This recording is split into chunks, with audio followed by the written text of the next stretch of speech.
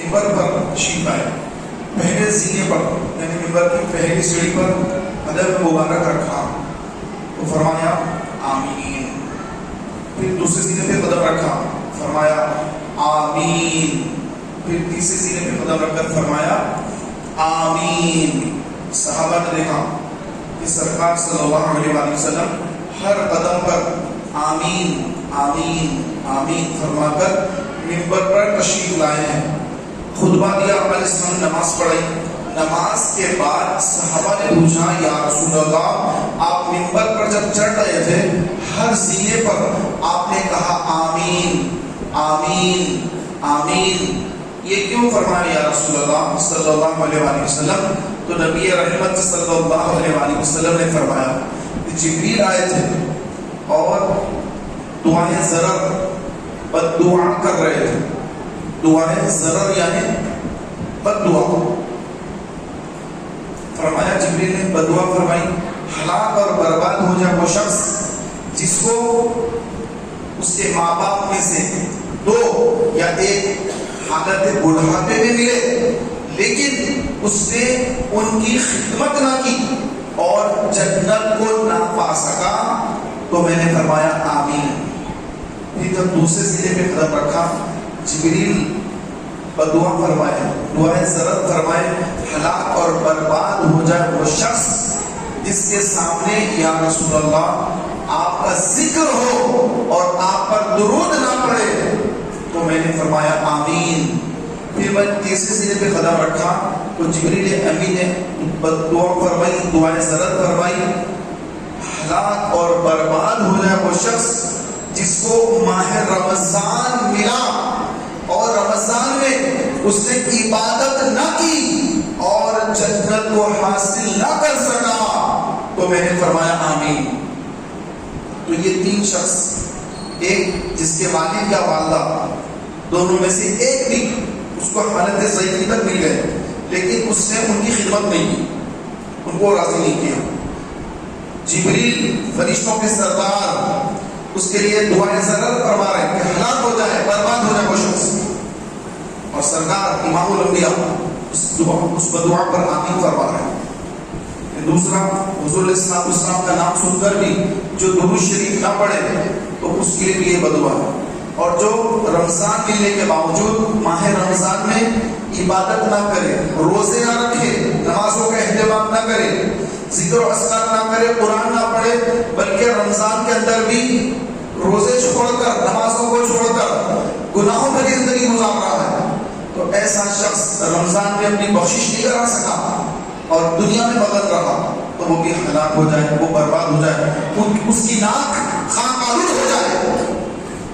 تو میرے پیارے بھائیو، ماہ رمضان کی آمد ہے، رمضان شریف کی آمد ہے، جمعہ ہفتہ اتوار پھر 4 دن ہے، شاید منگل کو ماہ رمضان کا پہلا دن ہوگا، تو رمضان کیسے گزارنا چاہیے؟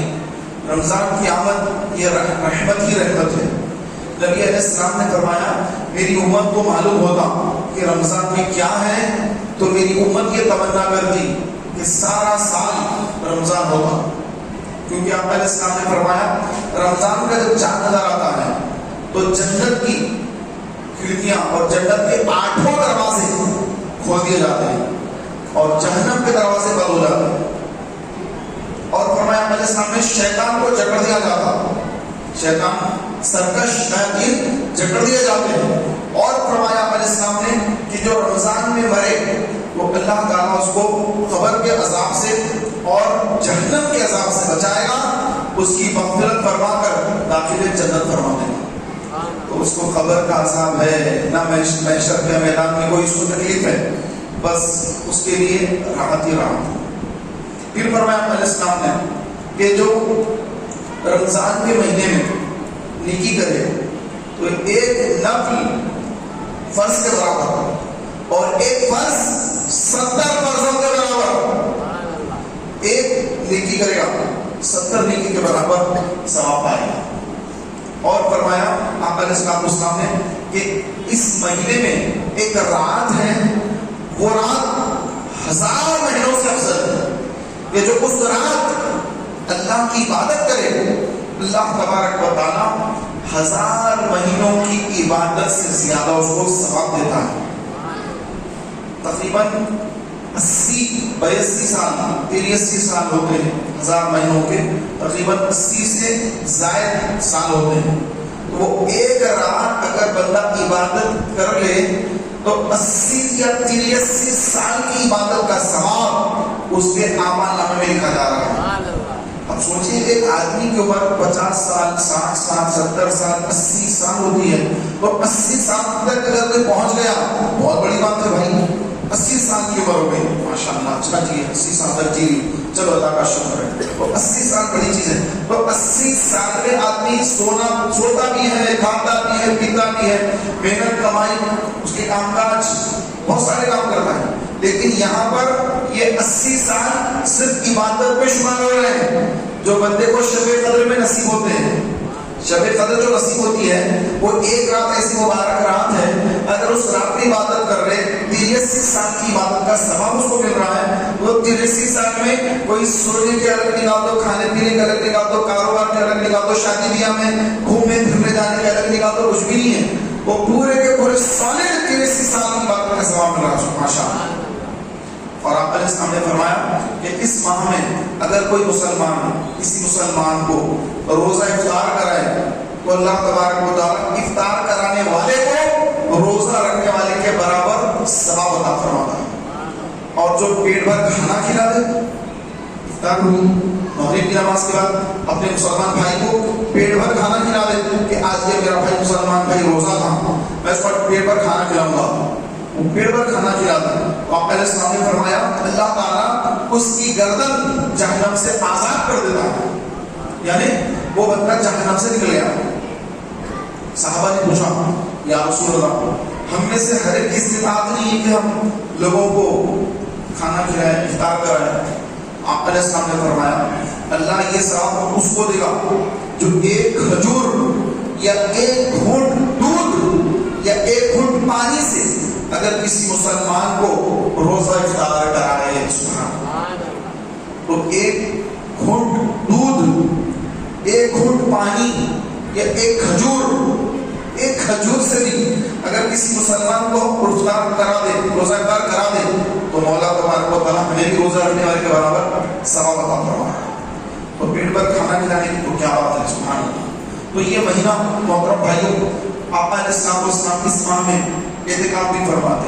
10 دن کا اعتکاف ہر سال کوئی سال ایسا نہیں ہوا جس میں سرکار نے مسجد میں اعتکاف نہ کیا ہو. ایک مرتبہ جنگ پہ تشریف لے گئے، اعتکاف نہیں ہو سکا، تو پھر آپ نے کیا کیا؟ اگلا سال آیا رمضان، اگلے سال رمضان میں اس رمضان اور پہلے کے رمضان کے 10 دن 20 دنوں کا اعتکاف فرمایا، کبھی چھوڑا نہیں. تو اعتکاف یہ رمضان کی خاص عبادت ہے کہ گھر کو چھوڑ دینا، بوریاں بستر سب لے کے آ جانا، بستر وغیرہ لے کر بستر، ٹوتھ پیسٹ، منجن، صابن، تولیہ 4 جوڑے یعنی بیگ لے کے مسجد میں آ جانا.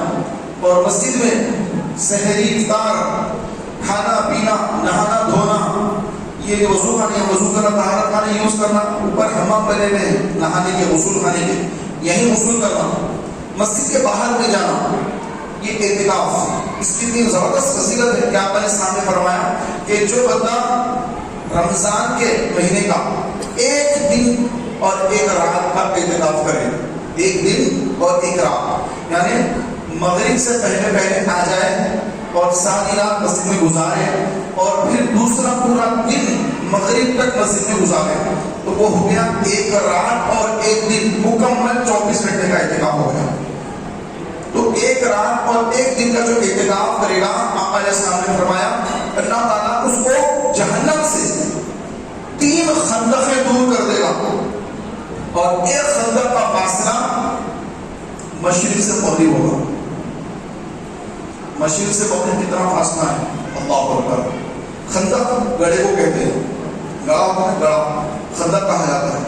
تو 3 خندقیں، وہ بندہ جہنم سے دور ہو گیا جو 1 رات اور 1 دن کا اعتکاف کرا. اور 1 خندق کا فاصلہ کتنا ہے؟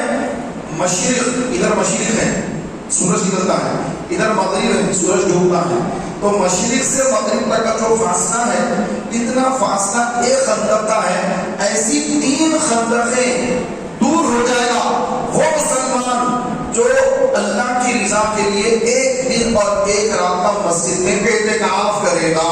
سبحان اللہ، یہ تو ایک دن کا اعتکاف، تو آقا علیہ السلام تو 10 دن کا اعتکاف فرماتے ہیں، صحابہ اور آقا علیہ السلام نے کبھی 1 مہینے کا بھی اعتکاف کیا، 1 مہینے کا بھی اعتکاف کیا حضور علیہ السلام نے کبھی، صحابہ 1 مہینے کا اعتکاف، بعد میں پھر ہر سال 10 دن 10 دن 10 دن، تو 10 دن کے بارے میں آقا علیہ السلام نے فرمایا کہ جو 10 دن کا اعتکاف کرے اللہ تبارک و تعالیٰ 2 حج 2 عمرے کا ثواب عطا فرمائے گا۔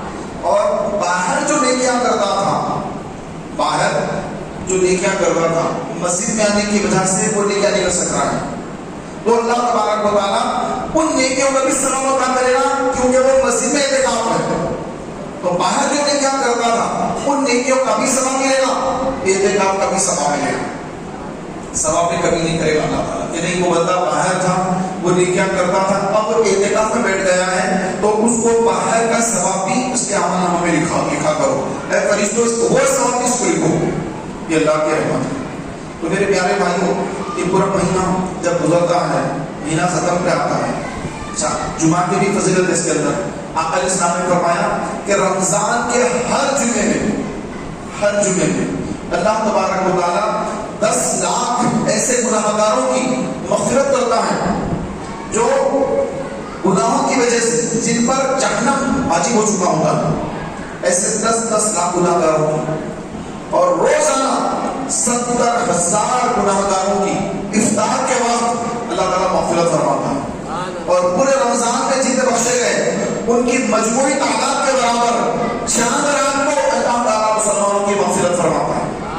اور جب عید کا دن دیتا ہے اللہ کہ اے میرے بندو جاؤ عیدگاہ میں میرے لیے نماز پڑھو، خطبہ دو، نماز پڑھو اور دعا مانگو، تو پھر عید کا جب دن آتا ہے رمضان کی عید، آقا علیہ السلام فرماتے ہیں کہ فرشتے مسلمانوں کے استقبال کے لیے باہر نکل جاتے ہیں، راستوں پہ ٹھہرے ہوتے ہیں، مسلمان عیدگاہ کو جا رہے ہیں، فرشتے استقبال کر رہے ہیں، ہمیں نظر نہیں آتے لیکن اللہ جس کو دکھانا چاہے اس کو دکھا دیتا ہے، حضور علیہ السلام کو ہم دیکھتے ہیں، اور اللہ جسے چاہے اللہ اس کے نبی کی عطا سے جو دیکھے وہ دکھا دے، کوئی بڑی بات نہیں، اللہ اس کے لیے کوئی بڑی بات نہیں، ہمیں نظر نہیں آتا لیکن چونکہ ہماری آنکھیں گناہگار ہیں ہمیں کہاں سے نظر آتا ہے، تو پیارے والے حدیث سے بات ہے، فرشتوں کو جو استعمال کرتے ہیں، یہاں تک کہ وہ مسلمان عید کا پہنچ کر عید کی نماز ادا کرتے ہیں اور اس کے بعد دعا کرتے ہیں، پھر دعا ختم ہوتی ہے تو اللہ تعالیٰ فرماتا ہے کہ اے میرے بندو لوٹ جاؤ اپنے اپنے گھروں کی طرف، میں نے تمہارے سارے گناہوں کو معاف کر دیا ہے، تمہاری خطاؤں کو بخش دیا ہے، اور تم نے جو دعائیں مانگی ہیں اس میں سے میں تم کو وہ دوں گا جو تمہارے لیے بہتر ہوگا۔ یہ بندہ مانگتا ہے کہ یا اللہ مجھے امریکہ کا ویزا لگا دے، تو اس کے لیے ویزا اچھا نہیں ہے، وہاں جا کے گروہ میں پڑے گا اور گندگی میں پڑ جائے گا، بری صحبت میں پڑ کر ایمان اس کا برباد ہو سکتا ہے، اللہ کو معلوم ہے، تو ہم تو دعا مانگ رہے ہیں کہ یا اللہ امریکہ بھیج دے، لندن کا ویزا لگ جائے، کینیڈا کا ویزا لگ جائے، یہ ہو جائے وہ ہو جائے، ایسا ویسا ہم تو مانگتے ہیں، ہر ایک کی خواہش ہوتی ہے، ہر ایک بھی چاہتا ہے کہ میں کچھ ترقی کروں، کرنا بھی چاہیے ترقی، لیکن اللہ تعالیٰ فرماتا ہے کہ میں بندے کو وہ دوں گا جو اس کے لیے بہتر ہے۔ تو کوئی یہ نہ کرے ارے بھائی میں تو اتنی دعائیں مانگا، رمضان میں اعتکاف کرا، روزانہ افطار میں سحری میں دعا مانگتا رہا، عید کے دن بھی دعا مانگا، میری دعا قبول نہیں ہوئی، تو غم نہ کرے، مولا تعالیٰ وہ عطا فرماتا ہے جو بندے کے حق میں بہتر ہوتا ہے۔ آقا علیہ السلام نے فرمایا سحری کیا کرو کہ ہمارے اور یہود کے درمیان روزوں کا جو فرق ہے وہ سحری ہے، تو سحری کبھی مت چھوڑنا، سحری تمہارے لیے برکت ہے، اگرچہ ایک گھونٹ پانی پی کر، ایک گلاس پانی بنیت سحری اگر کوئی کر لے سحری ہوگی، ایک کھجور کھا لے، آقا علیہ السلام نے فرمایا بہترین سحری کھجور ہے، ایک کھجور کھا لیا سحری کی نیت سے، ایک گلاس پانی پی لیا سحری کی نیت سے، سحری ہو گئی۔ ضروری نہیں ہے کہ بندہ پیٹ بھر کھانے کا اس کا کھانا کھائے، یہ ضروری نہیں، بس سحری کی نیت سے دو لقمے کھا لے، ایک کھجور کھا لے، دو کھجور کھا لے، پانی پی لے نیت سے کہ میں سحری کر رہا ہوں، کل کا روزہ رکھوں گا، سحری ہو گئی۔ آقا علیہ السلام نے فرمایا سحری بھی کھایا کرو۔ ایک صحابی سرکار ان کو سحری کے بلائے، اے فلاں آؤ برکت کا کھانا کھا لو، برکت کا کھانا کھا لو۔ تو یہ برکت کا کھانا ہے، سحری کا کھانا کیا ہے؟ برکت کا کھانا ہے۔ قیامت کے دن سحری کے کھانے کو اللہ تبارک و تعالیٰ نیکیوں والے پلڑے میں ڈال کر اس کا وزن فرمائے گا، میزان فرمائے گا۔ ایک طرف ہمارے گناہ ہیں اور ایک طرف نیکیاں ہیں، تو سحری میں ہم نے جو کھانا کھایا وہ کھانا ہمارے نیکیوں والے پلڑے میں ڈالا جا رہا ہے۔ سبحان اللہ۔ تو سحری کبھی نہیں چھوڑنا ہے، سحری کبھی نہیں چھوڑنا ہے، سحری کرنا ہے۔ آقا علیہ السلام نے سحری کرنے کا حکم دیا ہے۔ اگر کوئی بھائی سحری میں نہ اٹھے، سحری چلے گئی، اذان ہو رہی فجر کی، تو اب کیا کرے؟ روزہ چھوڑ دے؟ نہیں، ان سحری کا روزہ رکھے۔ ان سے کیا کرتے؟ مجبوری، اٹھ نہیں سکے۔ لیکن ایسا نہیں ہے میں سحری نہیں کرا اب روزہ بھی نہیں رکھوں گا، یہ بہت بڑا گناہ ہے۔ سحری چھوڑنا، سنت چھوڑنا، سنت کو چھوڑنا ہے، لیکن آدمی گناہگار نہیں ہوگا۔ سحری چھوٹ گئی، گناہگار نہیں ہوا۔ اگر روزہ چھوڑے گا پکڑ میں آئے گا۔ اللہ کی غریب ہے، روزہ فرض ہے، سحری کرو مت کرو، تو روزہ رکھنا ہے، تو روزہ نہیں چھوڑ سکتے۔ روزہ کمپلسری پکے طور پر رکھنا ہی رکھنا ہے، کوئی ایکسکیوز نہیں، رکھنا ہے، مطلب رکھنا ہے۔ تو میرے پیارے بھائیوں، روزہ کن کو نہیں رکھنا ہے؟ اجازت دی اللہ نے۔ مسافر، پہلے زمانے میں سفر بڑا سخت تھا، ریگستان ہے، پانی کا نمو نشان نہیں، لوگ اونٹوں پر، گھوڑوں پر، پیدل پاکی آلہ سفر پہ جاتے۔ اب آج کا تو ایسا سفر ہے، ایئر کنڈیشنر بسیں ہیں، ٹھنڈی بس، ایئر کنڈیشنر ٹرینیں ہیں، فلائٹوں میں جانے لوگ، مہینوں کا سفر گھنٹوں میں سفر طے ہو رہا ہے۔ مکہ مدینہ جدہ کو جاتے ہیں، 5-6 گھنٹے میں جدہ پہنچ جاتے ہیں۔ پہلے کے زمانے میں کم از کم 15 دن لگ جاتے تھے جہاز میں، پانی کا جہاز، وہ سفر الگ تھا، اور اس سے پہلے کے سفر تو اور الگ تھے۔ تو مسافر کے لیے فرمایا کہ جو مسافر ہیں کہ اگر وہ روزہ نہیں رکھے گا رمضان کا تو گناہگار نہیں ہوگا، بعد میں رکھ سکتا ہے، شریعت کی اجازت ہے۔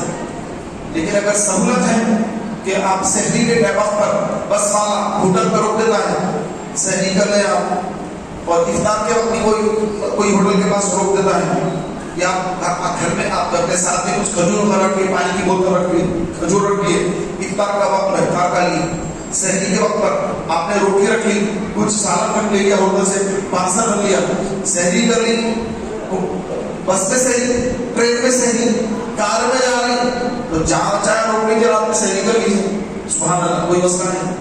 تو پیارے بھائیوں، پھر بھی اگر کوئی روزہ سفر میں نہیں رکھے گا تو گناہگار نہیں ہوگا، بعد میں رکھ سکتا ہے، اللہ کی طرف سے اجازت ہے۔ اور کون؟ بیمار، اتنا بیمار ہے بیچارہ کہ اس کی حالت نہیں ہے روزہ رکھنے جیسی، بیڈ پہ پڑا ہوا ہے، گلوکوز چڑھ رہے ہیں، ڈاکٹر نے کہا کہ نہیں رکھ سکتے روزہ رکھیں گے تو طبیعت بگڑ جائے گی، مر سکتا ہے۔ تو پھر ایسا بیمار جس کی بیماری بڑھنے کا اندیشہ ہے، کیا وہ مریض فوت ہونے کا اندیشہ ہے، اس کو روزہ نہ رکھ کر رمضان گزرنے کے بعد، صحت یاب ہونے کے بعد وہ روزہ رکھے، جب روزہ رکھنا اس کو فرض ہے۔ اس سے ہٹ کر کسی کو روزہ معاف نہیں ہے، ہر ایک کو روزہ رکھنا ہے۔ جو خواتین ہیں جن کے مخصوص ایام ہوتے ہیں، اگر رمضان کا مہینہ آ گیا، ان کے مخصوص ایام آ گئے، نمازیں معاف ہے، نمازیں معاف، روزے بعد میں رکھنا ہے، روزے معاف نہیں ہے۔ اس کی مدت کم سے کم 3 دن، زیادہ سے زیادہ 10 دن ہوتی ہے۔ تو یہ جتنے بھی دن ہیں، اتنے دن وہ روزے چھوڑ دے، بعد میں قضا ادا کرے، لیکن نماز جو چھوڑ دی وہ معاف ہے، نماز پڑھنے کی ضرورت نہیں ہے۔ تو روزے اتنے زیادہ اہم ترین ہوتے ہیں۔ میرے پیارے بھائیوں، ہمارے آقا نبی کریم صلی اللہ علیہ وسلم رمضان کے مہینے میں ایک قرآن تراویح میں ادا کرتے ہیں، ایک پورا قرآن تراویح میں ادا کرتے ہیں، اور ایک پورا قرآن آقا علیہ السلام جبریل کے ذریعے سماعت فرماتے ہیں، جبریل پڑھتے سرکار سنتے ہیں۔ تو ایک قرآن تراویح میں پڑھنا یہ سرکار صلی اللہ علیہ وسلم کی سنت مبارکہ ہے، اور ایک قرآن کی تلاوت کرنا یا سماعت قرآن کی شرکت کر کے قرآن سننا یہ آقا صلی اللہ علیہ وسلم کی سنت مبارکہ ہے۔ اور 20 دن 20 رکعت تراویح، چاند رات سے چاند رات تک 30 دن یا 29 دن، پورا ایک مہینہ تراویح پڑھنا یہ تمام صحابہ کی سنت مبارکہ ہے۔ تو پوری امت کا اجماع ہے کہ آقا علیہ السلام 3 دن تک 8 رکعت تراویح پڑھائے، اور اس کے بعد سرکار نے تراویح نہیں پڑھائی، کیونکہ اللہ کے رسول صلی اللہ علیہ وسلم نے فرمایا کہ مجھے خوف ہے کہ اللہ تم پر کہیں تراویح کو لازم نہ کر دے اور تم مشقت میں نہ پڑ جاؤ، تو میں نے 3 دن کے بعد تراویح کو آنا چھوڑ دیا کہ اللہ فرض نہ کر دے رمضان میں تراویح، جیسے رمضان میں روزہ فرض ہے، تراویح بھی فرض نہ ہو جائے اور میری امت مشقت میں نہ پڑ جائے۔ میں تو پڑھوں گا، میرے صحابہ بھی پڑھیں گے، لیکن بعد میں آنے والے کمزور ہوں گے، ایسا سرکار نے خیال فرمایا کہ میری امت کمزور ہے، مشقت میں نہ پڑ جائے۔ تو 3 دن کے بعد سرکار نے تراویح نہیں پڑھی، تو پھر فاروق اعظم کا دور آیا، ابو بکر کا دور گزرا 2 سال 6 ماہ، فاروق اعظم کا دور آیا۔ فاروق اعظم کے دور میں حضرت ابی بن کعب رضی اللہ تعالیٰ عنہ، یہ انصاری صحابی ہیں، زبردست قاری، زبردست حافظ قرآن، صحابہ میں سب سے بہترین قرآن پڑھنے والے، جن کے مخارج شاندار مخارج، زبردست قرآن کی تلاوت کرنے والے حضرت سیدنا ابی بن کعب انصاری رضی اللہ تعالیٰ عنہ آپ لوگوں کو نماز پڑھا رہے ہیں، عشاء کی نماز ہو گئی، تراویح کی نماز پڑھا رہے ہیں، کتنی رکعت؟ 20 رکعت تراویح پڑھا رہے ہیں۔ فاروق اعظم کا دور ہے، فاروق اعظم مسجد میں تشریف لائے تو دیکھا کہ حضرت سیدنا ابی بن کعب انصاری رضی اللہ تعالیٰ عنہ 20 رکعت نماز تراویح پڑھا رہے ہیں، تو فاروق اعظم نے دیکھ کر فرمایا واہ واہ کیا خوب، اچھا نیا طریقہ ہے، یہ اچھا نیا طریقہ کیا خوب ہے۔ اس کے بعد سرکاری طور پر، سرکاری سطح پر فاروق اعظم نے اعلان کرا دیا کہ اب سے ہر سال رمضان میں ہر مسجد میں 20 رکعت تراویح پڑھائی جائے گی۔ سبحان اللہ۔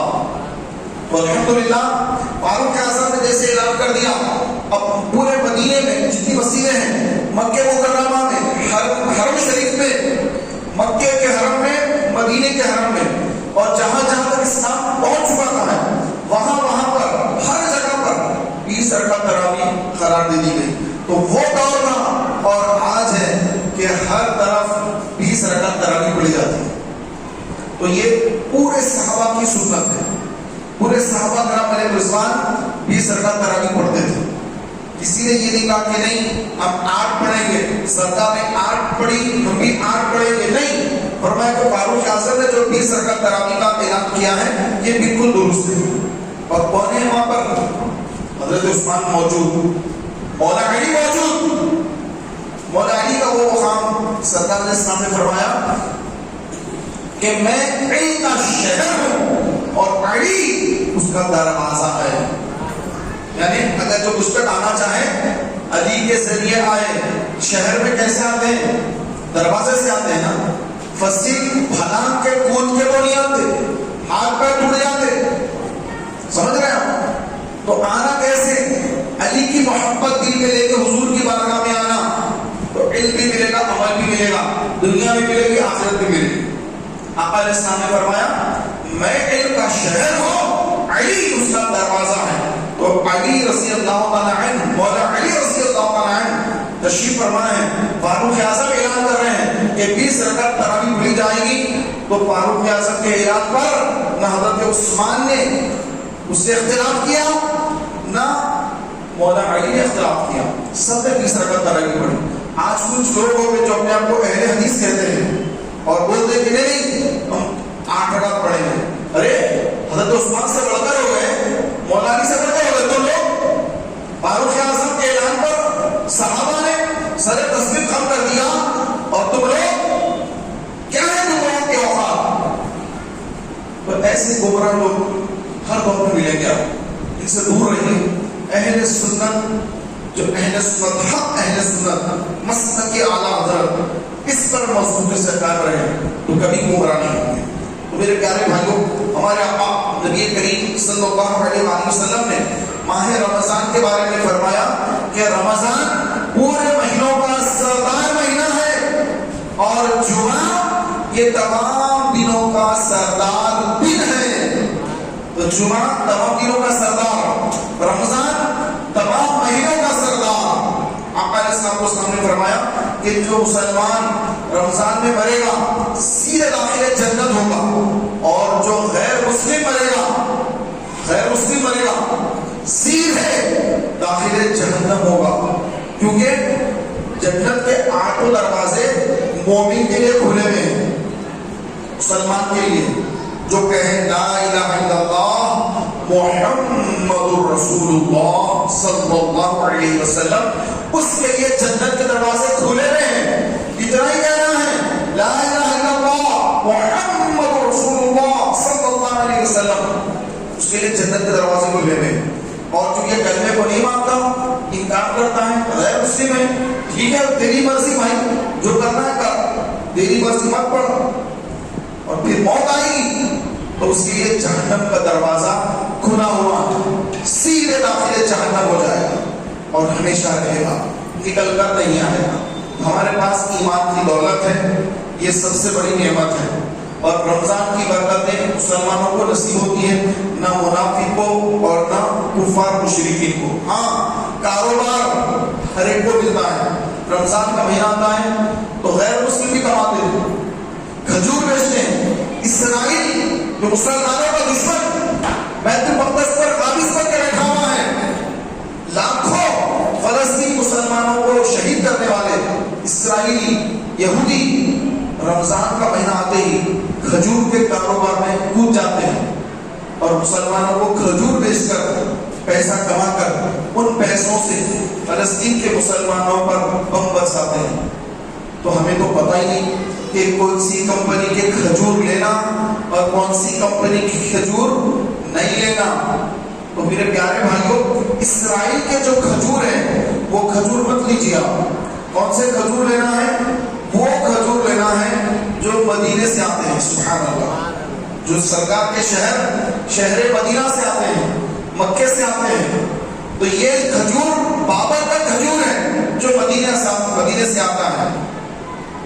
اجوا کھجور, سرکار صلی اللہ علیہ وسلم نے اجوا کھجور کے درخت لگوائے تھے. اجوا کھجور مدینے کا سب سے بہترین کھجور ہوتا ہے. یہاں پر بھی ملتا ہے, حیدرآباد میں بھی کھجور ملتا ہے. تو آپ کو چند کھجور خرید کے رکھ لیں, اور حضور علیہ السلام کی نسبت اس کھجور کو حاصل ہے. تو اجوا کھجور سے آپ افطار کیجئے.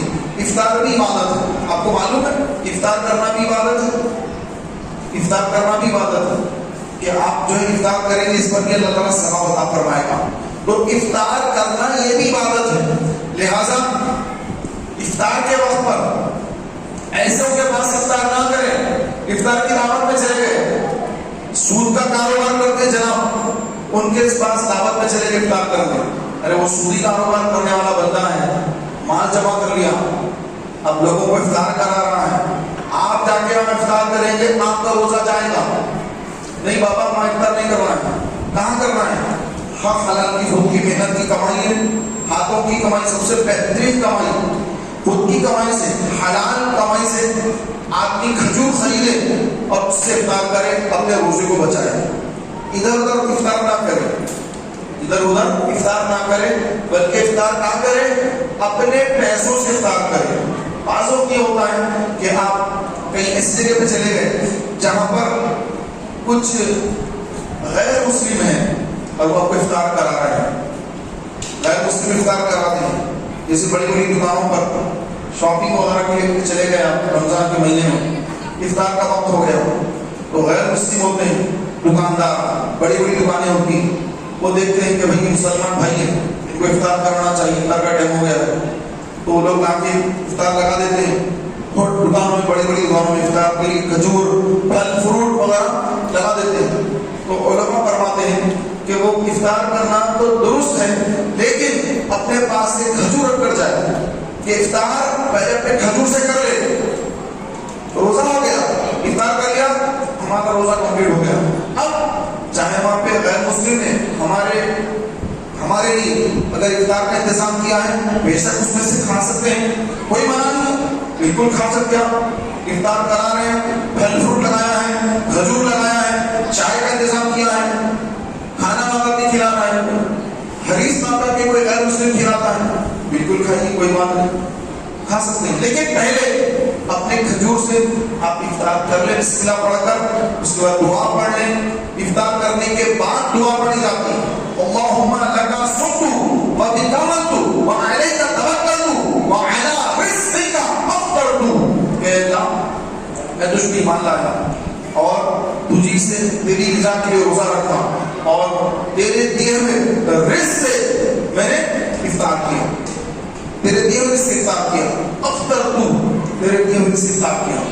تو افطار کرنے سے پہلے نہیں پڑھنا دعا، افطار کرنے کے بعد دعا پڑھنا ہے۔ پہلے کیا پڑھنا ہے؟ بسم اللہ الرحمن الرحیم پڑھ کر کھجور سے یا پانی سے یا دودھ سے افطار کر لے، اس کے بعد دعا پڑھ لے، یہ صحیح طریقہ ہے۔ اور فرمایا آپ علیہ السلام نے کہ بندہ جب افطار کرتا ہے، افطار کے بعد اللہ تبارک و تعالیٰ فرشتوں کو حکم دیتا ہے کہ اے فرشتوں، میرے اس بندے نے میری رضا کے لیے روزہ رکھا ہے، اب اس کا افطار کا وقت آ گیا، اب تم افطار کے بعد یہ مجھ سے دعائیں مانگ رہا ہے، تم اس کی دعا پر آمین کہو۔ تو سبحان اللہ، فرشتے اس کی دعا پر آمین کہتے ہیں۔ تو افطار کے وقت کی دعا الحمدللہ دعائیں یہ قبول ہوتی ہیں، تو لہٰذا افطار کے وقت پر دعا کرنا چاہیے۔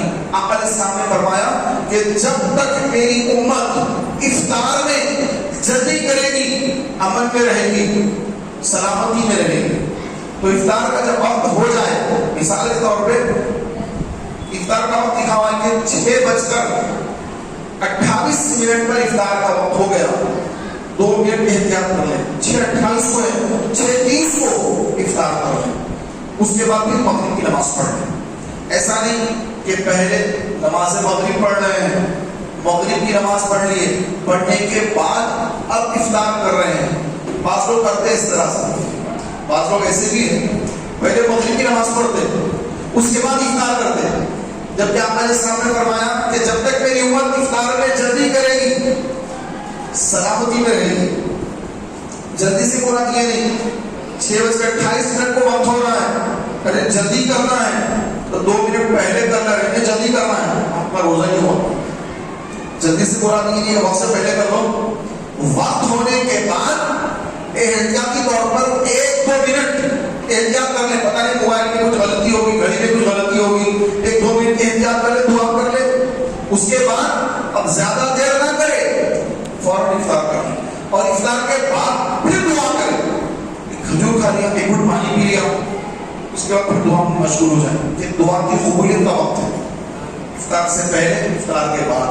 اور آپ علیہ السلام نے فرمایا سحری کے وقت دعا مانگا کرو، یہ سحری کی دعائیں بھی قبول ہوتی ہیں کہ آپ کی سحری کھانے کے بعد دعا کریں، کہ وہ دعا کی قبولیت کا وقت ہے۔ آخری پہر ہے، رات کا آخری حصہ ہے، اللہ تعالیٰ آسمان دنیا میں تجلی فرماتا ہے، اور جو بندہ دعا مانگتا ہے اللہ اس کی دعا کو قبول فرماتا ہے۔ تو افطار کے وقت، سحری کے وقت، دونوں وقتوں پر خوب دعا مانگنی چاہیے، اور سب سے بہترین دعا یہ ہے اللہ سے رحمت طلب کرنا، عافیت طلب کرنا، کہ اے اللہ مجھے رحمت دے، مجھے عافیت دے، مجھے سلامتی دے، عافیت نصیب فرما، میں دنیا میں رہوں سلامت رہوں، مجھے عافیت ملے، قبر میں جاؤں سلامتی ملے، قبر میں عافیت ملے، سانپ بچھو آگ کیڑے مکوڑے میری قبر میں نہ آئے، عافیت ملے قبر میں، اور قیامت کے دن اٹھوں تو عافیت ملے، عرش کا سایہ ملے، اور پھر سلامتی سے بلا حساب داخل جنت کر دیا جاؤں، عافیت ملے، جہنم سے بچ جاؤں۔ یہ دعا مانگنی چاہیے. ایمان پر خاتمہ، اصل بات ایمان پر خاتمہ، یہ مسلمان مرنے کی دعا مانگنا کہ اے اللہ میرا خاتمہ بالخیر فرما، مجھے موت آئے تو ایمان کی حالت میں موت آئے، رمضان کے مہینے میں موت آئے، مدینے میں موت آئے. آقا علیہ السلام نے فرمایا کہ تم میں سے جس سے ہو سکے مدینے میں مرو، جو مدینے میں مرے گا میں اس کی شفاعت فرماؤں گا. سرکار نے فرمایا مدینے میں مرو. ہم کو چاہیے ہم دعا مانگیں کہ اللہ ہمیں تیرے رسول کے شہر میں موت عطا فرما. اللہم ارزقنی شہادۃ فی سبیلک واجعل موتی فی بلد رسولک صلی اللہ علیہ وسلم. حضرت عمر فاروق اعظم دعا مانگتے اے اللہ میں تجھ سے تیرے نبی کے شہر میں شہادت کی موت مانگتا ہوں، مجھے اپنے پیارے حبیب کے دیار میں شہادت کی موت نصیب فرما. اور ان کی دعا قبول ہوئی. ابو لولو فیروز نامی ایک آتش پرست غلام نے آپ پر 2 دھاری چاقو سے فجر کی نماز میں عین حالت نماز میں آپ پر حملہ کر دیا اور آپ 3-4 دن زخمی رہے اور اس کے بعد جا کے شہادت نوش فرمایا. اور مدینے میں ہی آپ کی شہادت ہوئی. اور مدینے میں سرکار صلی اللہ علیہ وسلم کے بازو میں حضرت ابو بکر کے بازو میں فاروق اعظم کو جگہ نصیب ہوئی. سبحان اللہ سبحان اللہ. تو یہ دعائیں ہیں جو مانگنے کے حکم دیا گیا. ہم بھی دعا مانگیں کہ اللہ ہمیں جنت البقیع میں مدفن نصیب ہو جائے، مدینے میں موت آئے. کاش کہ مدینے میں موت آئے تو پھر کیا کہنا، نہ خبر کا عذاب ہے نہ محشر کا خوف ہے. سرکار کی زیارت ہوگی قیامت کے دن.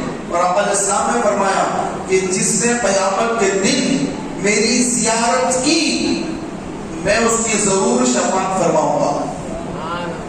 تو اعلیٰ حضرت کیا لیا، جس طرف اٹھ گئی تب میں تب آ گیا، اس نگاہ عنایت پہ لاکھوں سلام. حضور کی نگاہ پڑ جائے ہماری طرف، یہ میرا غلام دنیا میں میری غلامی میں زندگی گزارا، میری غلامی میں داڑھی رکھی، میری غلامی میں اس نے سر پر امامے کا تاج سجایا، میری غلامی میں رہ کر میری سنتوں کو پھیلایا، میری غلامی میں رہ کر میری امت کے لوگوں کو نمازی بنایا، میری امت کے لوگوں کو سنتیں سکھایا، میری امت کے لوگوں کو قرآن سکھایا، میری امت کے لوگوں کو اس نے دین سکھایا. اور میری امت سے اس نے بڑی محبت کی. ان سے غلطیاں ہو گئی تو ظلم و زیادتی نہیں کیا، ان کو معاف کیا میری وجہ سے، میری محبت کی وجہ سے، کیونکہ میں امت سے محبت کرتا ہوں. اسی وجہ سے یہ بھی مسلمانوں سے محبت کرتا، ان کی غلطیوں کو درگزر کر دیتا، میری وجہ سے کرتا. تو میرے پیارے بھائی، ایک حضور کی نظر قیامت کے روز ہماری طرف اٹھ جائے تو بھی ہمارے دم میں دم آ جائے کہ حضور نے دیکھ لیا ہے، اب میں جہنم میں نہیں جاؤں گا، میری شفاعت ہو کے رہے گی. سرکار کی نگاہ مجھ کو جو پڑ گئی. تو پیارے بھائیوں، وہ ایک نگاہ پانے کے لیے اس وقت کچھ نہیں کر سکتے ہیں، کرنے کا یہ وقت ہے. اس وقت نگاہ پڑھنا چاہتے ہیں تو آج اس کے لیے کوششیں کرنی ہوگی. آج اس کے لیے اپنے چہرے کو مصطفیٰ کی پسند کا چہرہ بنانا ہوگا. آج اپنی زندگی کے طرز عمل کو مصطفیٰ کریم صلی اللہ علیہ وسلم کے حکم کے مطابق اپنی زندگی کو بنانا پڑے گا، تاکہ قیامت کے روز حضور کی نظر ہم پہ پڑے اور ہماری شفاعت سرکار فرمائے اور ہم داخل جنت ہو جائیں. اور ایسی جنت کہ ایک مرتبہ داخلہ ہو گیا تو پھر کبھی وہاں سے نکالا نہیں جائے گا. کبھی بڑھاپا نہیں، کبھی موت نہیں. کامیابی، سب سے بڑی کامیابی، اس سے بڑی کوئی کامیابی نہیں. آج کسی کی شادی ہو رہی مالدار کی، ہزاروں کروڑوں کا خرچہ ہو رہا ہے. ایک بار مالدار کی شادی ہو رہی بیٹے کی تو ہزاروں کروڑ کی شادی ہو رہی. سب اتنی بڑی شادی، جنت میں بھی شادی ہوگی. حضرت عیسیٰ علیہ السلام کے بارے میں فرمایا کہ عیسیٰ علیہ السلام بہت زیادہ غریب نبی، بہت زیادہ غریب نبی. بارش ہو رہی ہے، آپ کے پاس کوئی گھر نہیں، بارش شروع ہو گئی. بارش سے بچنے کے لیے، برسات سے بچنے کے لیے تیز ہو گئی بارش، آپ چلتے چلتے دوڑنے لگے. دوڑتے دوڑتے دیکھا جنگل میں ایک جھوپڑی نظر آئی. اب اندر داخل ہوئے تو وہ ایک بڑھیا کی جھوپڑی ہے, وہ بڑھیا بیٹھی ہوئی جھوپڑی کے اندر. آپ نے دیکھا ارے یہ تو بڑھیا بیٹھی ہے, باہر آ گئے. پھر آپ تیز تیز چلنے لگے, دوڑنے لگے. دوڑتے دوڑتے دیکھا کہ ایک جھوپڑی کی طرح بنا ہوا ہے. اندر گئے, شیر بیٹھا ہوا ہے, یہاں پر بھی شیر بیٹھا ہوا ہے. باہر آ گئے. پھر اللہ کے بارگاہ میں عرض کی کہ اللہ تو نے جس کو بھی بنایا اس کے لیے رہنے کا مکان گھر بنایا, لیکن عیسیٰ ابن مریم کے لیے کوئی گھر نہیں. تو اللہ کی رحمت جوش پر آئی. مولا نے فرمایا اے عیسیٰ کہ جب تو جنت میں داخل ہوگا تو جنت میں تیرا نکاح کروں گا اور تیرا ولیمہ جنت میں تیرا ولیمہ ہوگا جو 4000 سال تک تیرا ولیمہ چلتا رہے گا. 4000 سال تک جنت میں عیسیٰ علیہ السلام کا ولیمہ ہو رہا ہے اور ہر زاہد تیرے ولیمے میں شرکت کرے گا. سبحان اللہ. تو کیا شادی ہوگی جنت میں عیسیٰ علیہ السلام کی, اور کیا ولیمہ ہوگا. آج شادیاں ہو رہے ہیں تو آج کی شادیوں میں تو پتہ ہے آپ کو کیا کیا غلط کام ہوتے ہیں, ناچ گانا, طرح طرح کے گناہ ہوتے ہیں. لیکن اللہ تعالیٰ اپنے نبی حضرت عیسیٰ علیہ السلام کا جنت میں ولیمہ فرمائے گا اور ہر جنتی آپ کے ولیمے میں حاضر ہو کر آپ کے ولیمے کے کھانے سے لطف اندوز ہوگا. سبحان اللہ. اللہ ہمیں بھی نصیب فرمائے, ہم بھی عیسیٰ علیہ السلام کے اس ولیمے میں شریک ہوں اور ہمیں بھی اس کی برکت نصیب ہو. میرے پیارے بھائیوں, عیسیٰ علیہ السلام اتنے غریب نبی کہ آپ کے پاس ایک لوٹا تھا جس سے پانی پیا کرتے تھے. ایک مرتبہ آپ پانی پی رہے تھے, شیطان آ گیا, کہا کہ اے عیسیٰ علیہ السلام آپ نے تو دنیا کو چھوڑ دیا, آپ تو زاہد ہیں, آپ نے تو زہد اختیار کر لیا, پھر یہ دنیا کا لوٹا آپ کے پاس کیا کر رہا ہے؟ لوٹا کیوں ہے آپ کے پاس؟ آپ تو دنیا کو چھوڑ دیے. کتنا بدترین ہے شیطان کہ ایک نبی کا پانی پینا بھی پسند نہیں آیا اس کو. آپ نے فرمایا اچھا ٹھیک ہے, جا تیری دنیا کا یہ لوٹا بھی مجھے نہیں چاہیے. آپ نے اس کو ہٹا دیا, اپنے دور کر دیا, پھینک دیا اٹھا کر اس کو. پھر آپ آرام فرمانے لگے. ایک پتھر کا تکیا آپ نے سرانے رکھ لیا, پتھر سرانے رکھ لیا. ہم تو نرم روئی کے تکیا رکھ لیتے ہیں. عیسیٰ علیہ السلام تکیے کی جگہ ایک پتھر رکھ کے آرام فرما رہے ہیں. شیطان آ کر کہنے لگا اے عیسیٰ علیہ السلام آپ نے تو دنیا کو چھوڑ دیا تھا, پھر تکیے کی جگہ یہ دنیا کا پتھر کیوں لیا آپ نے؟ تو آپ نے پتھر ہٹا کر پھینک دیا. جا تیری دنیا کا مجھے پتھر بھی نہیں چاہیے. تو اتنا زیادہ دنیا سے دور عیسیٰ علیہ السلام اللہ کے نبی. تو میرے پیارے بھائیوں, تو جتنا دنیا سے دور رہیں گے, دنیا کی نعمتوں سے جتنا دور بھاگیں گے, اللہ تعالیٰ آخرت میں اتنا ہی زیادہ جنت میں اعلیٰ درجات عطا فرمائے گا. لیکن ہم ہیں کہ دنیا ہی کے پیچھے بھاگتے ہیں, آخرت کو ہم کم تر توجہ دیتے ہیں, دنیا کو زیادہ توجہ دیتے ہیں. اگر اعلان ہو جائے کہ ہر مسجد میں فجر کی نماز کے بعد 500 روپے ملیں گے, نماز پڑھنا, سلام پھیرنے کے بعد دعا ہوگی, اس کے بعد 500 کی نوٹ ملے گی بھائی, اور اس کے بعد دیکھیں مسجدوں میں کیسی تعداد ہوگی, فجر میں مسجدیں بھر جائیں گی. ارے 500 روپے صبح ملا رہے بھائی, 500 روپے کے لیے تو آنے کو تیار ہے. آقا نے کہا فرمایا کہ فجر کی 2 سنتیں, فرض نہیں, فجر کی 2 سنتیں یہ دنیا اور جو کچھ اس میں ہے ان سے بہتر ہے. فجر کی سنتیں یہ دنیا میں جو کچھ ہے اس سے بہتر ہے. اگر کسی کو فجر کی سنت مل گئی تو اس کو وہ مل گیا جو دنیا میں ہے. فرض تو بڑی بات ہے, سنت پہ یہ ثواب دے رہا اللہ تعالیٰ, تو فرض کا کیا معاملہ ہوگا؟ اگر ہم فرض پڑھیں, کوئی آ کے بولے کہ فرض نماز پڑھیں گے تو 500 روپے, سنت پڑھیں گے تو پہلے سنت پہ 500 پھر فرض پہ 500, تو سنت بھی پڑھیں گے فرض بھی پڑھیں گے. بولے کہ فجر میں جو ہے 1000 روپے مل گئے سب, تو مہینے کو 30,000 روپے ہو گئے. محبت سے دیکھیں گے آپ, بھری کی مسجدیں پوری, دن بھر کا کام 1000 روپے میں ہوگا تو 1000 کو فجر میں ملے مجھے, بھاگ جائے گا اگر فجر پڑھے. لیکن آخرت کا ثواب کس کو چاہیے؟ آخرت کا سبب کون کمائے؟ سب دنیا کی کمان کے پیچھے بھاگے رہے.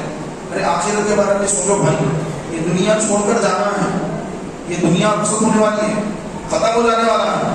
جب آنکھ کھلے گی قبر میں تو جب قرآن کی آیت یاد آئے گی، الہاکم التکاثر حتی زرتم المقابر، مال کی محبت نے تم کو غافل رکھا یہاں تک کہ تم خبر کا منہ دیکھنے آ گئے. خبر کا منہ دیکھا، آنکھ کھلی تو خبر دیکھی، اب یاد آتا تو دنیا کے پیچھے بھاگ رہا. اللہ فرمانا مال کی زیادہ طلبی، مال کی محبت نے تمہیں غافل رکھا یہاں تک کہ تم نے خبروں کا منہ دیکھا. یعنی انسان مال مال مال بولتے بولتے بولتے مر جاتا ہے، پھر آنکھ کھلی تو خبر دکھتی ہے یہ کہاں گیا. چلے گی دنیا جس کے پیچھے محنتیں تھی، کوششیں تھی، ذہن برا تھا، محنت کرتا تھا، دماغ لگاتا تھا، سب کرتا تھا، 20 سال 25 سال تو پڑھائی لگا دیے. دنیا کمانے سے پہلے پڑھائی جو تھی اسی میں 25 سال لگائے تھے، لاکھوں روپیہ پڑھائی میں لگا دیا. اب کمانے بیٹھا تھا، ایک ہی گھر بنا تھا، یہ کیا تھا کہ موت آ گئی. ابھی تو مجھے بہت سارا کام باقی تھا، موت آ گئی. اللہ فرما رہا ہے کہ مال کی محبت نے تمہیں غافل رکھا. تو غافل کون ہے؟ فرائض سے جو غافل ہے وہی غافل ہے، نمازوں سے غافل ہے، رمضان کا مہینہ آیا روزوں سے غافل ہے، قرآن کی تلاوت سے غافل ہے، قرآن پڑھنے کا ٹائم نہیں ہے، ٹیلر ہے. رمضان کا مہینہ گیا، عید کے دن کپڑے دینا ہے صاحب، نائٹ کا رائٹ ڈے نائٹ، قرآن کا پڑھے گا ڈے نائٹ چل رہا ہے، قرآن کا پڑھتے صاحب، تراویح کا پڑھتے. اعتکاف ہوتا 10 دن کا مسجد میں، اعتکاف نہیں کرتے. اب ٹیلر حضرات نہیں بھائی کہاں ہے، بہت کپڑے سینا ہے، ترکاری بیچنے والے، دودھ دہی بیچنے والے، پھل فروٹ، کپڑوں کی دکان، سب بیزی ہے، سب بیزی ہے، اور زیادہ بیزی ہے. مرچی بھجے کرنے والے بھی بیزی ہے، کیونکہ مرچی بھجے زیادہ کھاتے لوگ افطار کے بعد، پیٹ خراب کر کے دوا ہو جاتے ہیں. معلوم ہے نا، تیل کی تلن یہ چیزیں، پھر سوڈا، اسرائیل کے سوڈے، تھمس اپ، پیپسی، کوک، جب تک نہیں پیے ان کو مزہ ہی نہیں آتا، اور وہ پیٹ میں جا کر نئے نئے بیماریاں جنم لیتی ہیں. تو نہیں بابا نہیں، یہ چیزوں سے بچنا ہے. کیا کھانا ہے؟ سرکار کی سنت ہے کھجور کھانا، کھجور کھا لیجیے، پانی پی لیجیے، اللہ نے دیا ہے بے شک کھائیے، پھل فروٹ کھائیے، تلن کی چیزوں سے بچیے. تھوڑا بہت کرے تو مسئلہ نہیں ہے، لیکن زیادہ چیزیں کھاتے ہیں تو پھر بیمار پڑتے ہیں. اور آپ علیہ السلام نے فرمایا روزے رکھو صحت یاب ہو جاؤ گے. تو روزہ صحت بنانے آتا ہے، روزے دار کی صحت بنتی ہے، لیکن ایسا رات بھر کھاتے رہے، ادھر دہی بڑے، ادھر ہریس، ادھر یہ، ادھر پکوڑے، ادھر سموسے، ادھر مرچیاں، رات بھر کھا رہے ہیں، صحت نہ بنے گی بھائی. اب تک کھا رہے ہیں، رمضان کے بعد تو اور موٹے دکھ رہے ہیں. رمضان میں تو لوگوں کا وزن اترتا 5-10 کلو، یہ بیچارے کا تو وزن ہی بڑھ گیا. چاند رات کو وزن کرا لیجیے، آپ نے چاند رات کو وزن کرا لیجیے، صحیح مشورہ کر رہا ہوں. پہلی کو وزن کرائیے، آپ کا ویٹ کتنا ہے لکھ کے رکھ لیجیے، میرا اتنا ویٹ ہے. اب چاند رات کو، عید کی چاند رات کو آپ پھر اتنا ویٹ کرتے رہیے کہ رمضان میں آپ کا ویٹ بڑھا یا کم ہوا. کم ہونا چاہیے، کم از کم 5 کلو ویٹ اترنا رمضان میں. نہیں تو پھر آپ جو ہے بس، آپ کے پاس رمضان صرف کھانے کے لیے آیا، آپ بس سحری میں یہ بناؤ، افطار میں یہ بناؤ.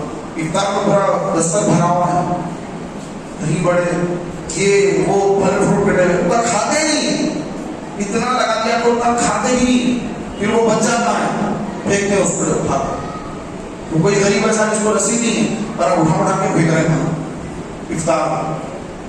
نہیں بھائی، اللہ تعالیٰ حساب لے گا، سایہ جو ہوتا ہے اس کا حساب ہوگا، کھانے کا حساب نہیں. آپ علیہ السلام فرمایا کہ رمضان کے مہینے میں تم جو کچھ کھاتے ہو، پیتے ہو، پہنتے ہو، اس پر اللہ حساب نہیں لے گا. سبحان اللہ. اور رمضان کے بعد پھر حساب شروع ہوگا. اب یہ مہینہ ہے شعبان کا، جو بھی کھا رہے ہیں، پی رہے ہیں، حساب ہے اس کا.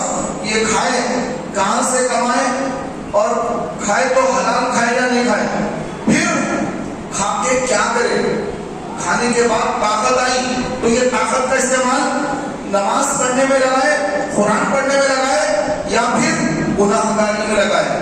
شراب اور زنا میں یہ طاقت کا استعمال وہاں کرے، کہاں کرے اس کا استعمال؟ اس پر سوال ہوگا۔ لیکن قربان کا یہ ماہ رمضان پر کہ رمضان میں بندہ کچھ بھی کھا لے، کچھ بھی پی لے، کچھ بھی پہن لے، اللہ تعالیٰ حساب نہیں لگا قیامت کے دن، سب اس کو فری ہے، حساب نہیں ہے، اور رزق بھی بڑھا دیتا اللہ۔ آقا علیہ السلام نے فرمایا کہ رمضان کے مہینے میں اللہ تعالیٰ مومن کا رزق بڑھا دیتا ہے، تو رزق بھی اللہ تعالیٰ وسیع کر دیتا ہے، رزق بڑھا دیتا ہے۔ آپ دیکھیں کتنا کاروبار پھیل جاتا ہے، لاکھوں کروڑوں کا کاروبار ہوتا ہے رمضان کے مہینے میں، یہ رزق میں اللہ اضافہ کر دیتا ہے۔ تو میرے پیارے بھائیوں، رمضان شریف کا جو مبارک مہینہ تشریف آنے والا ہے، اس کا استقبال کریں، روزوں کے ساتھ، قرآن شریف کے ساتھ استقبال، ایسا شاندار استقبال کریں کہ رمضان کی آمد ہے۔ اپنے گھروں کو صاف ستھرا کیجیے، گھر کو دھوئیے، صاف ستھرا کیجیے، گھروں میں جالے نہ ہو، گھروں میں گندگیاں نہ ہو، گھروں کو چنا پانی کریے۔ جیسے مسجدوں کو کلر ہو رہا ہے، لائٹ لگ رہے ہیں، تو آپ اپنے گھروں کو صاف ستھرا کر کے، اگر پیسے ہیں تو کلر کرائیے، پیسے نہیں ہیں تو کوئی بات نہیں، دھو لیجیے اپنے گھر کو، پانی سے دھو کر سکتے ہیں، صاف ستھرا گھر کر کے، اور گھر کے اندر جالے نہ ہو، گھر اچھا صاف ستھرا ہو، اور پھر گھر کے اندر ایک مصلی کی جگہ بچھا لیں، ایک جانواز کی جگہ بچھا دیں، ایک جگہ مقرر کر دیں کہ میں نے سنت یہاں پڑھنی ہے، تہجد یہاں پڑھنا ہے، ایک مہینہ میں نے تہجد یہ جگہ پہ پڑھنا ہے، قرآن کی تلاوت میں نہیں بیٹھ کے کرنی ہے، روزانہ درود پڑھیں اس مقام پر بیٹھ کر، اور بچوں کو بھی ساتھ میں لینا، دسترخوان میں خرید لینا ہے، اور یہ چھوٹے چھوٹے بیج آتے ہیں آیت کریمہ کے بیج، وہ بیج خرید لینا، 1000 2000 5000، اس کا دستر بچھا کر بچوں کو بٹھا دینا کہ بیٹے رمضان کے مہینے میں یہ درود شریف کا دسترخوان بچھ رہا ہے، آپ یہ درود شریف پڑھتے بیٹھنا ہے، قرآن شریف کی تلاوت کا ماحول بنانا گھر کے اندر۔ موبائل صرف ضرورت کے طور پر موبائل تھوڑی دیر کے لیے استعمال کر لیں، جو ضروری ہے، مجبوری ہے، باس کی ہر ایک کے لیے باس کی مجبوری ہے، ان کو موبائل دیکھنا ضروری ہوتا ہے، تو اس مجبوری میں تھوڑی دیر موبائل دیکھ لے، واٹس ایپ وغیرہ، یہ فیس بک پہ جا رہا ہے، یہ ادھر جا کر ٹائم برباد کر رہا ہے، تو یہ وقت کی بربادی ہے۔ اگر جو مرحوم ہیں، جو قبر میں چلے گئے، ان سے اگر پوچھا جائے کہ بھائی اب آپ کی تمنا کیا ہے، تو کہے گا کہ بس رمضان کا ایک مہینہ نہیں، ایک دن مجھے اگر مل جائے نا، تو بس میں یہاں کیسی تیاری کروں ایک دن میں، کہ تم کیسے کئی سالوں میں وہ تیاری نہیں کر سکتے، میں ایک دن میں وہ تیاری کر لوں گا، مگر اس کا وقت چلا گیا، اس کا وقت ختم ہو گیا، اب اس کو احساس ہو رہا ہے رمضان کا کہ رمضان کیا ہے، اور کیا ہم بھی ایسے ہی پچھتائیں گے مرنے کے بعد کہ کاش میں بھی ایک بار رمضان کے دن کے لیے چلے جاؤں، رمضان کا ایک دن مجھے مل جائے۔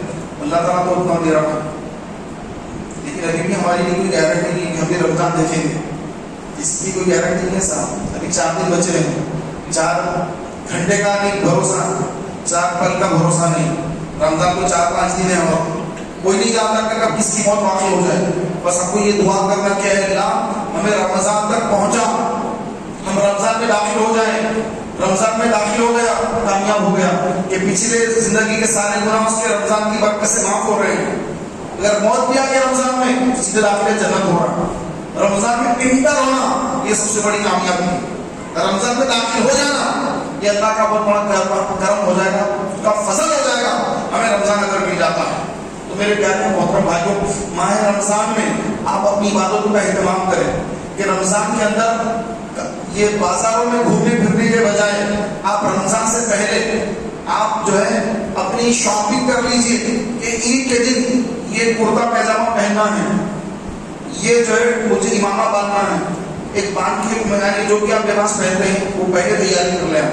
رمضان میں مجھے پھرنا نہیں ہے، گھر کی خواتین کو بازاروں میں جانے نہیں دینا ہے، کیونکہ بعض ایسے لوگ ہیں کہ وہ یہ سمجھ بیٹھے ہیں کہ رمضان میں بازاروں میں شاپنگ کرنا ہے صاحب، رمضان کا مہینہ پورا مہینہ بس شاپنگ کرنا ہے، عید کی تیاری میں روزانہ دیکھیں گے تو نیا جو ہے ان کا ادھر کبھی جائیں گے، کبھی راڑا بازار، کبھی پتھر گھٹی، کبھی مدینہ بلڈنگ، تو کبھی سکندرآباد، تو کبھی ادھر تو کبھی ادھر نظر آئیں گے، کہاں نظر آ رہے ہیں؟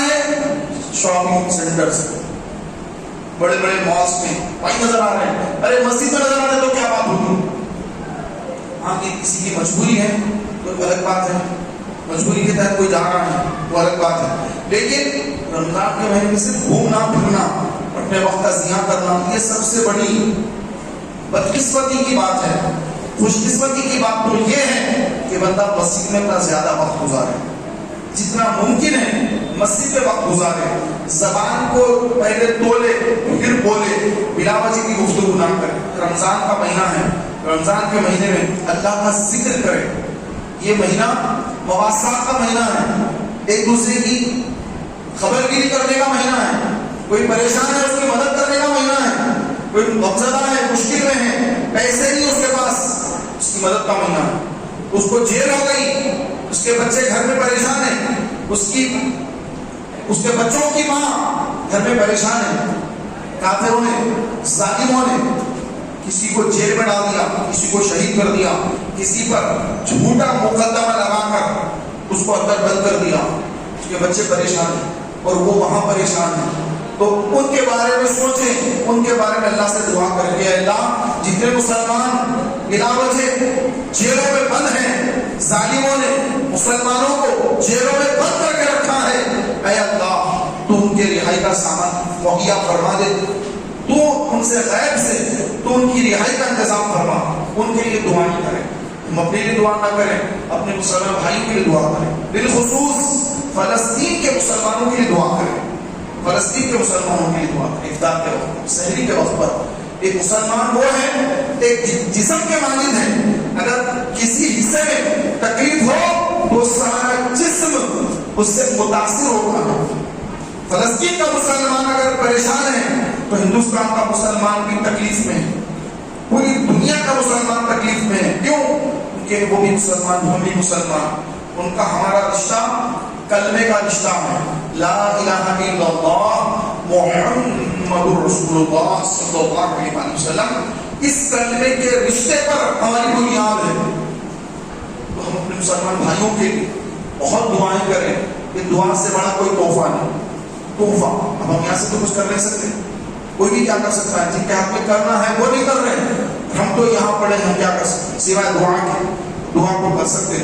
تو 2 منٹ کی دعا ہر نماز کے بعد، رمضان کے مبارک مہینے میں ہر نماز کے بعد 2 منٹ فلسطین کے لیے دعا کریں. افطار کے وقت 2 منٹ، سحری کے وقت 2 منٹ اپنے مسلمان بھائیوں کے، فلسطین کے مسلمانوں کے، کہ وہاں کے بچے، وہاں کی خواتین، وہاں کے ضعیف حضرات، وہاں کے بیمار، جن کو دیکھیں کوئی جو ہے کسی کو کڈنی کی بیماری ہے، اس کو جو ہے ڈائلسس کرانا پڑتا ہے. وہاں کہاں ڈائلسس کرائے گا؟ بم پہ بم گر رہے ہیں، لوگ زخمی ہیں، دواخانوں پہ بم گرایا جا رہا ہے. وہ صورتحال ایسی ہے ہم دیکھ نہیں سکتے. وہ 1 منٹ کی کلپ آئی تو آدھا منٹ دیکھ سکتے ہیں، آدھا منٹ دیکھنا جو ہے کہ ہم پر گرا ہے وہ برداشت نہیں ہو سکتا ہے. اتنی حالات خراب ہے وہاں کی. اور وہ لوگ حقیقت میں سچے مسلمان ہیں، ہم سے زیادہ ایمان والے ہیں. ہمارا ایمان تو اتنا ہے، ان کا ایمان اتنا ہے. اللہ پہ اتنا ان کو یقین ہے، ان کا ایمان اتنا مضبوط ہے. ان کے ایمان کے سامنے پوری دنیا کے لوگوں کے ایمان اتنے کوئی اوقات نہیں ہمارے. ان کا ایمان اللہ اکبر، وہ گھٹنے لیٹتے ہیں. باقی پورا عرب ان کے سامنے جھک چکا ہے. فلسطین کے سامنے پورا عرب جھک گیا. ایک فلسطین کا مسلمان ہے جو جھکتا نہیں جھکتا ہے. اور وہ اللہ کی ان پر بہت بڑی عطا ہے، اللہ کا بہت بڑا فضل ہے. یہ دنیا تو آتی جاتی ہے، لیکن اس کے بعد جیسے یہاں پہ جامع شہادت خوش فرما کر دنیا سے وہ نکل رہے ہیں، پھر اللہ تعالیٰ ان کو باغوں میں داخل کر رہا ہے. وہ تو جنت کی سیر کر رہے ہیں. ان کے لیے تو آخرت میں نعمت ہی نعمت ہے. ہاں دنیا میں بڑی آزمائش ہے، بڑی آزمائش سے گزر رہے ہیں. بس اللہ تعالیٰ ان کے حال پہ رحم کرے اور ہم سب کے حال پہ رحم کرے. الغرض محترم بھائیوں، ماہ رمضان کی آمد ہے. رمضان شریف کے آتے ہی پہلے جو 10 دن ہیں، یہ 10 دن رحمتوں کے ہیں. آپ علیہ السلام نے فرمایا کہ پہلے 10 دن یہ اللہ کی رحمت کے ہیں، اس کے بعد کے 10 دن مغفرت کے ہیں، اس کے بعد کے 10 دن جہنم کی آگ سے آزادی کے ہیں. تو تو یہ پورا مہینہ 10 دن 10 دن 10 دن یہ پورا مہینہ یہ اللہ کے فضل و کرم کا مہینہ ہے. تو اس مبارک مہینے کا خوب اہتمام کریں. کوئی نماز قضا نہ ہو, کوئی روزہ قضا نہ ہو, کوئی تراویح نہ چھوٹے, اور روزانہ کم از کم ایک پارہ 30 دنوں میں 30 پارے ایک قرآن ختم کریں. معمول بنائیے کہ بھائی فجر کی نماز کے بعد بلکہ سحری کرنے کے بعد قرآن پڑھنا شروع کر دیں. جیسے سحری کر لیا, سحری کرتے ہی گھر پہ نہیں بیٹھے, سحری کرتے مسجد میں آ جائے, قرآن پڑھتے بیٹھ جائے, پھر فجر کی نماز کر پھر قرآن پڑھ لے, یہاں تک کہ شراق کا وقت ہو جائے تو 2 رکعت کی شراق پڑھ کر ہی گھر پر لوٹے. آپ علیہ السلام نے فرمایا جو فجر کی نماز باجماعت پڑھے اور اسی مقام پر بیٹھ کر اللہ کا ذکر کرے یہاں تک کہ فجر کا وقت ختم ہو کر 20 منٹ گزر جائے, اس کے بعد 2 رکعت اشراق پڑھے تو اللہ اس کو ایک حج ایک عمرے کا ثواب عطا فرماتا ہے.